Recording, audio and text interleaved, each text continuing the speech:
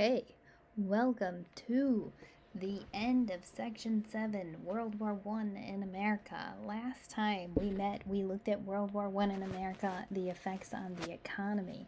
This time we are coming together to look at the effects of World War One on civil liberties. But before we get into it, civil liberties are the rights that civilians have.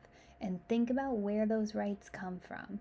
Many of our rights, our civil liberties, the rights of civilians, are defined in the Bill of Rights. Okay, that's going to be like your First Amendment to free speech. Okay, that's going to be where we're looking today. So keep that in mind. That definition of civil liberties, rights of civilians, is what we're talking about here in relationship with our presence in World War One.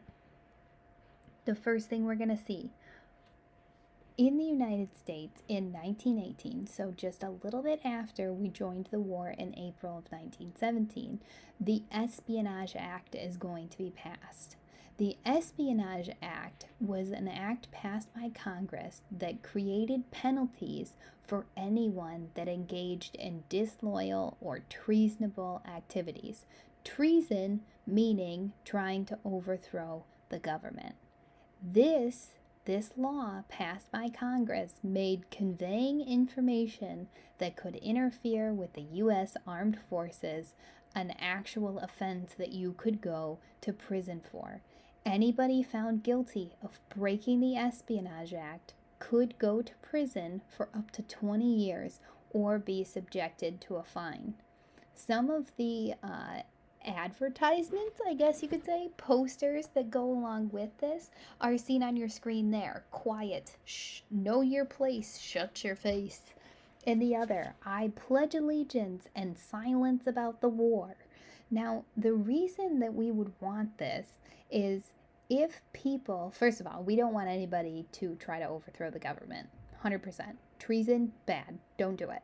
Second of all, if anybody spoke about information that could interfere with the U.S. Armed Forces, that meant that our men were at risk. That meant that our soldiers were at risk, and we did not want that happening.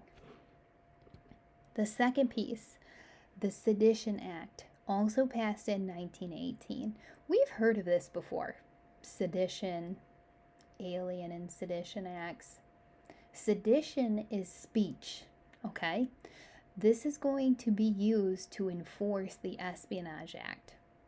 Let's think about this.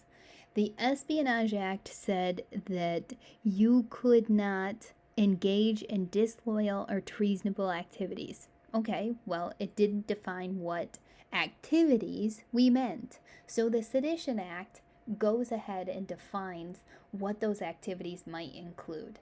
And what the Sedition Act does is it limits free speech against the government. So the Sedition Act said that you could not use disloyal, profane, scurrilous, or abusive language about the government, the Constitution, or the military. You could not promote the success of enemies. So they're saying you can't speak out against the government, the Constitution, or the military, and you cannot speak on behalf of the enemies in World War I.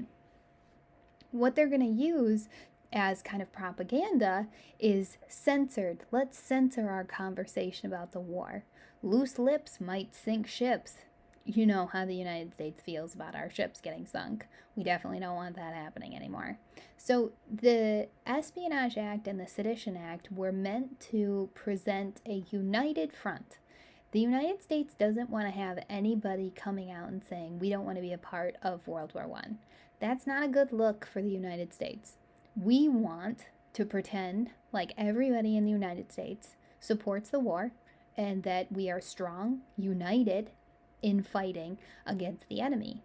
The Espionage and Sedition Acts help us give off that vibe that everybody in the United States supports the war. But not everybody does support the war. The first thing that we see, the first case that tests out the Sedition and Espionage Acts are Schenck versus United States. This case is going to happen in 1919. So, what did Schenck do? Schenck is going to mail out pamphlets, which you see them in the doctor's office. They open up, they got information, all sorts of stuff in it. It's basically an advertisement. That's what he's sending out. He mails these out to draftees, people who were about to be drafted to go into the war. And in the pamphlet, it encourages them to avoid the draft, telling them, you know what? You don't have to do it. Being drafted is against the 13th Amendment because it's basically enslaving a person to fight in the war. He says, you don't have to do it. Nope. You can say no. But when he tells people to essentially dodge the draft, he is in direct violation of sedition because this is him speaking out directly against the military.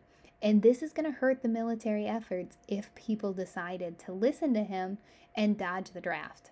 So he gets arrested, and his case makes it all the way to the Supreme Court.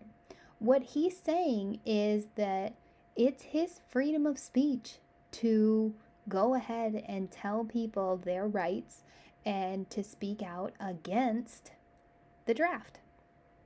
The Supreme Court, when they hear his case, say, that's not quite how freedom of speech works. Freedom of speech can, in fact, and will, in fact, be restricted when it presents a clear and present danger to the United States. The court is going to find that Schenck's behavior could have endangered thousands of American lives if we all of a sudden didn't have enough troops to protect the United States. Then we could lose the war. It also could endanger the lives of the military that are currently fighting because it could hurt their morale and they may not want to fight. So the court says, yeah, no, that kind of free speech, not allowed. What saying comes from this court case is you can't yell fire in a crowded room because that causes more danger. It puts people in harm's way. And they're essentially saying that when Schenck sent out these pamphlets, he was yelling fire in a crowded room. And he created clear and present danger to the United States. And the court essentially puts the need for public order above the protections of the First Amendment and says during wartime, yeah, that's allowed. We can tell you what you can and cannot say because our goal is keeping the whole United States safe, and that's bigger than you and your First Amendment rights. These acts are going to be tested one more time. Eugene Debs, famous socialist, was involved in the labor movement, is going to have another case that comes to the Supreme Court. Debs is also going to be arrested in 1919. Eugene Debs is going to make a speech in Canton, Ohio that criticizes the Espionage Act.